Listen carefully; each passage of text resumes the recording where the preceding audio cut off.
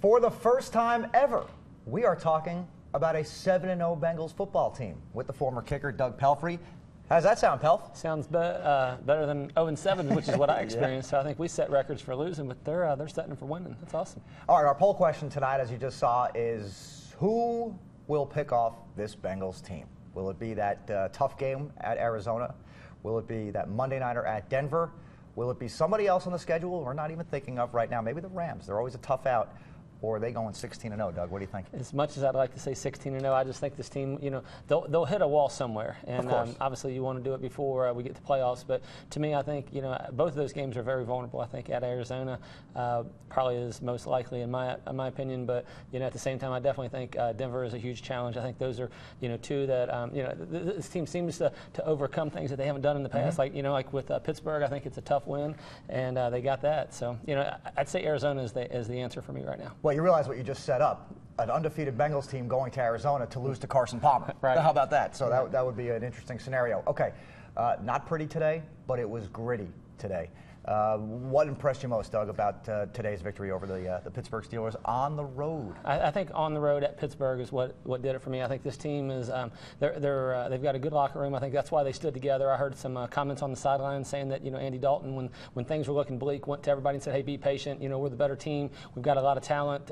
We just got to eventually one of these times it's going to it's going to pan out." And it's ultimately what ended up happening because to me this team is too talented to only score 16 points. To me they're a 30-point-a-game team, and that doesn't mean they have to do it every single week. But the Steelers, in their defense, were wounded today. But at the same time, a win's a win. Yeah, Ben playing his first game in a month, more than a month really, when you factor in their bye.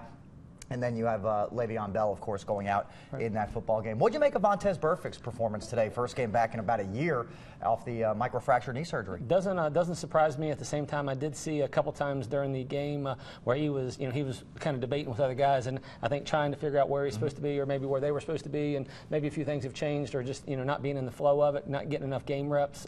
Obviously, I think that was part of it, but I thought he played well first game back. I guess getting in there for Ray was big because Ray's actually had a pretty good year up to now, so I thought he did well.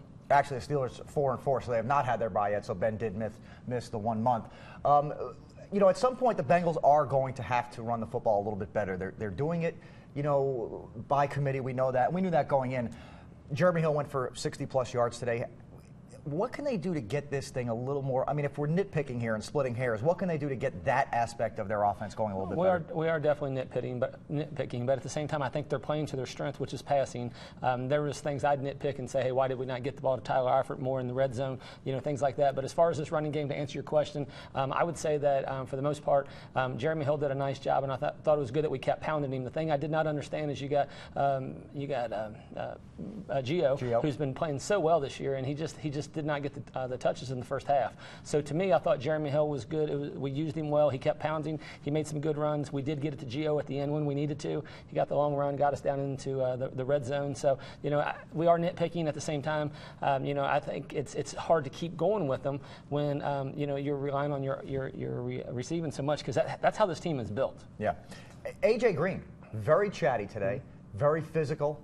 Really got after it. Said afterwards that he's exhausted because that was just a really hard game. They need that from A.J. Green. You want to see that kind of fire. You love the fact that he's not, for lack of a better term, a diva receiver, an all-about-me kind of guy, look-at-me kind of guy.